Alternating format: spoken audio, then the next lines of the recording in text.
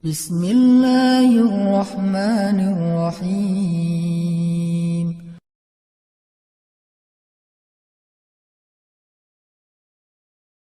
قال الله تعالى في القرآن الكريم أعوذ بالله من الشيطان الرجيم. بسم الله الرحمن الرحيم. إن الذين يخشون ربهم بالغيب لهم مغفرة وأجر كريم وأجر كبير وأسروا قولكم أو اجهروا به إنه عليم بذات الصدور. وقال تعالى يا أيها الناس اعبدوا ربكم الذي خلقكم والذين من قبلكم لعلكم تتقون. وقال تعالى كتب عليكم الصيام كما كتب على الذين من قبلكم لعلكم تتقون. Sadaqallahul Adzim. Yang saya hormati dan saya muliakan Bapak Profesor Sudarso Kadari Wiryono, kemudian tadi Bapak Muhammad Firzan Nazar Oman, kemudian masih banyak lagi guru-guru besar yang hadir di sini, para cendekiawan, kemudian para dosen, para ulama, dan juga ikhwah fillah, para kader-kader dakwah, dan semua teman-teman yang sedang menonton, memview, dan hadir dalam majelis online ini. Semoga Allah Subhanahu wa Ta'ala merahmati dan memberkahi hari kita semuanya. Saya diberikan judul oleh panitia majelis online ini, semua muslim adalah ODP di sisi Allah Subhanahu wa Ta'ala. Dan hari ini saya ingin membedah sebuah buku yang ditulis oleh Syekh Said Hawa dengan judul Tazkiyatun Nafs. Dan bukunya sekarang ada di tangan saya, berbahasa Arab, jadi ini bukan endorse karena tidak diperjualbelikan di Indonesia. Tapi mungkin sudah ada terjemahannya yang saya tidak tahu. Nah, di dalam buku tersebut Syekh Said Hawa menempatkan bab al-muraqabah wal muhasabah menjadi satu paket. Bahwa merasa ODP di sisi Allah, kemudian jadi berhitung, teliti terhadap kegiatan kita, amal soleh kita, dosa-dosa kita, itu adalah satu paket dalam kajian Tazkiyatun Nafs. Tazkiyatun Nafs ini adalah salah satu di antara tujuan dari semua ibadah-ibadah yang dilakukan.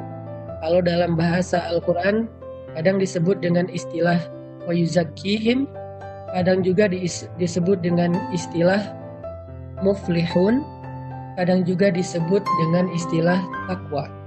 Yang semua itu memiliki makna yang mirip antara tazkiyah wa yuzakkihim, kemudian kalimat falah, pada aflah, ulaika humul muflihun, kemudian dengan kalimat takwa, la'allakum tattaqun, dan seterusnya dan seterusnya.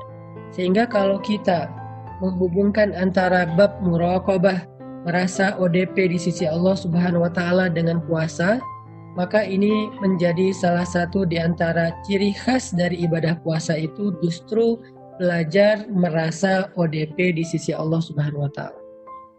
Kenapa? Karena salah satu di antara tujuan Allah mewajibkan ibadah puasa itu la'allakum tattaqun, supaya semua orang beriman itu mengupgrade kapasitas dirinya dari menjadi seorang mukmin kepada menjadi seorang muttaqin. Apa itu orang yang muttaqin? Orang yang kalau disingkat arti takwa itu adalah sami'na wa ata'na, menjalankan perintah Allah, meninggalkan larangan Allah. Itu singkatnya. Karena makna bahasa, istilah, fikih, dan seterusnya banyak. Lalu dari sekian banyak literatur tentang definisi takwa ini, maka para ulama menyimpulkan takwa menjalankan perintah Allah, meninggalkan larangan Allah dalam kalimat sederhana sami'na wa ata'na. Dan kalimat sami'na wa ata'na ini salah satu syarat untuk bisa menjalankan perintah Allah, meninggalkan larangan Allah dengan baik itu adalah ketika kita merasa dilihat oleh Allah, ketika kita merasa dipandang oleh Allah, ketika kita merasa diperhatikan oleh Allah, ketika kita merasa dinilai oleh Allah Subhanahu wa Ta'ala. Dan latihan untuk bisa merasa dipandang oleh Allah itu salah satunya dengan ibadah. Karena dalam konteks ibadah kita merasa lebih dekat dengan Allah. Makanya ketika Nabi SAW menjelaskan tentang makna ihsan, maka Nabi mengatakan ihsan itu adalah anta'budallah. Fahadhil ibadah, kata ulama, ia as-salah was-siyam waz-zakah wa ghaira dzalik. Jadi di antara makna ibadah itu ada salat, ada puasa, ada zakat dan seterusnya. Nah, Nabi mengatakan anta'budallah. Ihsan adalah ketika engkau beribadah kepada Allah. Kalau dalam konteks kita sekarang, ketika engkau berpuasa di hadapan Allah, ka'annaka tarah, seolah-olah engkau melihat Allah. Fa illam takun tarah, fa innahu yarak. Kalau engkau benar-benar tidak bisa merasakan melihat Allah, maka yakinlah Allah melihat engkau. Dan kalau kita hubungkan hadis ini dengan hadis puasa, Nabi SAW mengatakan bahwa setiap ibadah atau amal anak cucu Adam itu bagi dia. Tetapi puasa adalah untuk Allah dan Allah sendiri yang akan menilainya. Jadi seolah-olah dalam ibadah puasa ini Allah itu punya penilaian sendiri yang nanti tidak hanya cukup dengan catatan dari para malaikat. Malaikat mencatat yang zahir, tetapi Allah Maha tahu sesuatu yang batin. Makanya Allah berfirman di dalam surat Al-Mulk, wa asirru qaulakum awijharu bih innahu alimun bidatis sudur. Dan rahasiakanlah ucapan kalian atau tampakkanlah dia, sesungguhnya Allah Maha tahu apa yang ada di dalam dada manusia. Dan Nabi SAW juga menegaskan di sebuah hadis yang disebut oleh ulama hadis dengan istilah Ummus Sunnah. Jadi kalau di Al-Quran itu ada Ummul Quran, yaitu Al-Fatihah, dan di hadis itu ada Ummus Sunnah, yaitu hadis innamal a'malu binniyat wa innama likulli imri'in ma nawa. Semua ulama mengatakan hadis ini adalah Ummus Sunnah, yang semua hadis terangkum di dalam hadis ini. Tidak akan sempurna mengamalkan hadis yang lain kalau cacat di hadis yang ini. Seolah-olah ini adalah syarat untuk mengamalkan semua sunnah Nabi SAW, yaitu innamal a'malu binniyat wa innama likulli imri'in ma nawa. Seseorang itu mendapatkan apa yang dia niatkan intinya. Jadi kita bukan hanya beramal dengan zahir, tetapi kita juga beramal dengan batin. Dan yang tahu niat seseorang itu hanyalah Allah Subhanahu wa Ta'ala. Disinilah Nabi mengajarkan kepada kita untuk berpuasa dengan semangat muraqabah, berpuasa dengan semangat ODP, orang atau hamba yang berada dalam pantauan Allah Subhanahu wa Ta'ala. Sehingga Allah mengatakan wa ana ajzi bih, saya sendiri yang akan menilai puasa orang itu, apakah puasanya puasa orang bertakwa atau puasanya hanyalah puasa orang yang sedang diet, yaitu menahan diri dari makan dan minum. Dan Allah sendiri yang akan wa ana ajzi bih, saya yang akan menilai dan saya akan memberikan balasan untuk dia. Makanya ibadah puasa adalah ibadah untuk melatih muraqabah dan muhasabah diri kita di hadapan Allah Subhanahu wa Ta'ala. Itu poin pertama yang saya ingin sampaikan sebagai sharing dari buku Tazkiyatun Nafs karangan atau tulisannya Said Awab. Poin yang kedua, ikhwas sekalian, masalah muraqabah ini adalah salah satu di antara ciri ketakwaan kata para ulama. Tidak mungkin seseorang disebut bertakwa kalau dia tidak merasa dipantau dan dinilai oleh Allah Subhanahu wa Ta'ala. Sehingga dalam sebuah kisah disebutkan ketika seorang ulama memiliki sekian banyak murid, ada murid yang senior, ada murid yang junior. Satu hari murid-murid yang senior ini semacam curhat kepada guru mereka, mengatakan, "Ya Syekh, kenapa Anda sangat mengistimewakan murid yang ini? Padahal dia murid yang baru."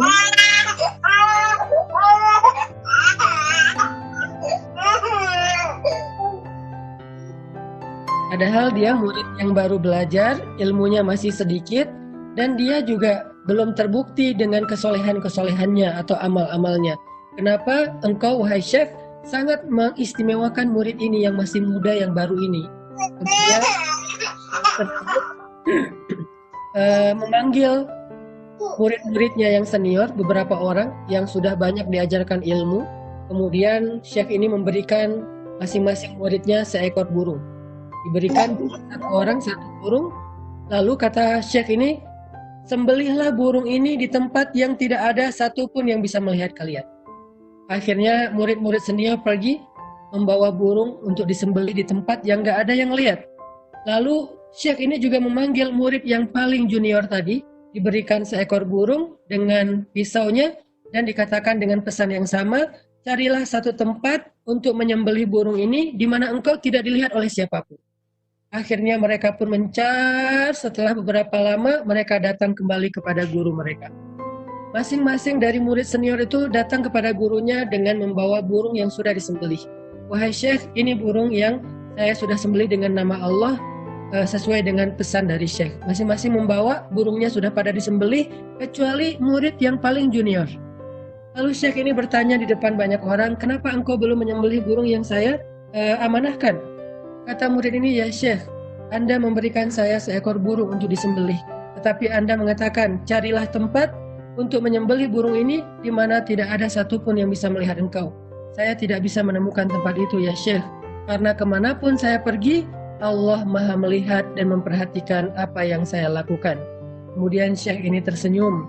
Lalu murid-murid yang senior mengatakan, Barakallah fiqh ya Syekhna. Kami sekarang mengerti kenapa engkau lebih mengistimewakan murid yang junior ini dibandingkan kami. Apa maksud dari kisah ini, kata Syekh Said Hawa? Maksudnya, inna akramakum indallahi atqakum. Orang yang paling mulia di antara kalian di mata Allah adalah yang paling bertakwa. Faman atqakum? Pertanyaan ulama. Siapa orang yang paling bertakwa di antara kalian? Adalah orang yang paling merasa selalu dipantau oleh Allah Subhanahu wa taala. Sehingga dia akan taat kepada Allah dalam sirrun wa alaniyah, dalam keadaan tersembunyi maupun dalam keadaan terang-terangan. Itu makna dari takwa yang sebenarnya. Syaratnya muraqabah. Sehingga orang yang muraqabah selalu merasa dipantau oleh Allah, baik dia dalam keramaian maupun dalam kesendirian. Dan itulah ibadah yang paling baik. Dan dalam konteks ini, itulah puasa yang paling baik. Ada orang yang berpuasa hanya dalam keramaian, tetapi dia berbuka ketika dia sendiri. Mungkin dia berpuasa secara makan dan minum, tetapi dia berbuka dalam kesendirian dengan berbuat dosa dalam khalwahnya, dengan berbuat dosa dengan berdua-duaannya, dengan berbuat dosa dengan gibahnya, dengan berbuat dosa dengan pandangannya, menonton, melihat, menyaksikan sesuatu yang dilarang oleh Allah. Maka dia adalah orang yang berpuasa secara zahir, tetapi dia adalah orang yang iftar secara batin. Maka itu bukanlah puasa orang yang bertakwa. Makanya syarat menjadi orang yang bertakwa adalah merasa muraqabah, dipantau oleh Allah Subhanahu wa taala terus-menerus. Sehingga kata Allah, inna akramakum indallah atqakum. Orang yang paling mulia di antara kalian adalah orang yang paling bertakwa. Dan orang yang paling bertakwa adalah orang yang taat kepada Allah dalam kondisi sirrun wa alaniyah, dalam kondisi diam-diam atau dalam kondisi tersembunyi maupun dalam kondisi terang-terangan. Dalam sebuah hadis Nabi SAW bersabda, man aslaha ma bainahu wa bainallah aslahallahu ma bainahu wa bainan nas. Atau man aslaha sariratahu aslahallahu alaniyatahu. Dua redaksi hadis yang bermakna sama. Siapa yang memperbaiki urusannya dengan Allah, Allah perbaiki urusan dia dengan manusia. Siapa yang memperbaiki urusan tersembunyinya, Allah akan memperbaiki urusannya yang terang-terangan atau urusan yang diketahui banyak orang. Ini adalah juga hadis merasa dipantau oleh Allah Subhanahu wa taala. Ikhwah sekalian, hari ini kita menyaksikan banyak dari kita merasa ODP terhadap virus. Kita merasa tidak tenang. Kemanapun kita pergi, kita merasa terancam. Kita merasa bahwa setiap saat kita bisa terkena penularan wabah atau virus COVID-19 ini. Sehingga perasaan tidak tenang ini membuat kita jadi hati-hati. Kita akan hati-hati ketika berinteraksi dengan orang. Kita hati-hati keluar dari rumah. Kita hati-hati saat kita kembali ke rumah. Bahkan ketika kita pesan makanan secara online, saat kita mengambil uang kembalian recehnya, saat kita mengambil paket dalam bentuk kemasan itu sudah ditaruh di dalam plastik misalnya, Kita sangat hati-hati dengan semua barang yang kita terima. Ada yang disemprot disinfektan, ada yang langsung cuci tangan pakai sabun, ada yang bahkan dijemur dulu, uang recehnya dijemur di matahari, yang katanya dengan suhu 50 derajat Celcius nanti virusnya akan mati dan seterusnya. Semua tindakan kehati-hatian itu karena dia merasa selalu dalam kondisi terancam. Dalam kondisi semua orang itu ODP bagi dia. Semua orang itu termasuk dirinya adalah orang yang layak dipantau supaya tidak tertular atau menularkan. Nah, ini adalah buah dari muraqabah. Ekspresi dan sikap dari merasa dirinya sebagai ODP. Begitulah ketika kita merasa muraqabah oleh Allah Subhanahu wa taala, maka kita akan hati-hati dan berhitung dengan semua perilaku kita, semua tingkah laku kita dan semua amal-amal kita. Dan itulah yang disebut dengan muhasabah. Kita hitung, kita teliti, kita kita preventif, kita jaga, kita coba untuk membatasi diri supaya kita terhindar dari segala macam keburukan ataupun ancaman. Begitu juga orang yang merasa dimuraqabahi oleh Allah dengan ancaman dosanya, dengan ancaman azabnya. Allah syadidul azab, Allah syadidul iqab, sehingga dia akan menjadi orang yang sangat muhasabah, berhitung. Orang yang sangat hati-hati dengan semua yang dia lakukan. Dia akan hitung-hitung, nih kira-kira bisa membawa dosa enggak nih? Ini bisa menularkan virus kejelekan tidak nih? Ini bisa merusak akhirat saya enggak nih? Ini bisa membahayakan diri saya enggak nih? Sehingga dengan dia muhasabah karena muraqabah, maka dia termasuk orang yang muflihun, orang yang beruntung, orang yang selamat, orang yang mendapatkan kebaikan di dunia dan di akhirat. Makanya ulama termasuk Syekh Said Hawa memasukkan bab muhasabah dalam bab muraqabah menjadi satu paket. Beliau mengatakan, la yakunul abdu minal muttaqin hatta yuhasaba nafsahu asyaddu min muhasabati syarikih. Tidaklah seseorang menjadi orang yang bertakwa sampai dia memuhasabahi dirinya, menghitung-hitung amalnya lebih daripada seseorang yang menghitung-hitung saudaranya, atau lebih daripada seorang partner memperhatikan dan menghitung-hitung, mengaudit kerjaan dari partnernya dalam urusan bisnis. Kita sering teliti dalam urusan manajemen, kita teliti dalam urusan organisasi. Saya juga punya 2 organisasi yang saya ketuai, Pemuda Hijrah dan Barisan Bangun Negeri dengan 8 para ustadz. Saya diamanahi menjadi amir dari Barisan Bangun Negeri, dan kita melakukan evaluasi harian, mingguan, bulanan, tahunan, supaya bisa melihat apa yang error dalam manajemen kita, dalam program kita untuk kita perbaiki ke depannya. Dan itu muhasabah. Kita teliti sekali, kita serius sekali untuk mengaudit, mengevaluasi kinerja tim kita. Maka kata ulama, harusnya seorang mukmin lebih serius dari itu dalam memuhasabahi, mengevaluasi, mengaudit amalnya sendiri jika dia merasa dipantau oleh Allah. Sebagaimana sebuah lembaga keuangan yang berada di dalam pantauan OJK akan sangat teliti membuat laporan, membuat program supaya dia tidak keliru, salah, sehingga nanti menjadi kasus dalam laporan keuangannya kepada yang lebih tinggi, baik itu Bank Indonesia atau OJK atau lembaga keuangan negara dan seterusnya, sehingga akhirnya kita hati-hati dalam membuat program. Kita teliti dalam semua laporan keuangan. Bahkan kadang-kadang laporan keuangan itu kita nggak mau membulatkan laporan karena kita pengen semuanya detail. Uang receh pun dilaporkan, 100 rupiah dilaporkan. Kenapa? Supaya pertanggungjawabannya itu insya Allah baik. Sehingga dengan pertanggungjawaban yang baik, nanti kita akan mendapatkan semacam reward, akan mendapatkan piagam, akan menambah trust, sehingga itu akan memperbaiki organisasi dan program-program kita ke depan. Kalau dalam berorganisasi, bermanajemen kita begitu teliti dan hati-hati, kata ulama, harusnya dalam beramal solih kita lebih dari itu. Kenapa? Amay ya'mal mithqala dzarratin khairan yarah wa may ya'mal mithqala dzarratin syarran yarah. Apapun yang kita lakukan, walaupun mithqala dzarrah, dan Allah itu sangat teliti. Allah itu disebut dengan alimun basirun. Allah maha tahu, Allah maha melihat, dan Allah maha latifun, maha teliti. Sehingga kita akan memperhatikan semua amal kita walaupun sekecil zarrah, baik dan buruknya.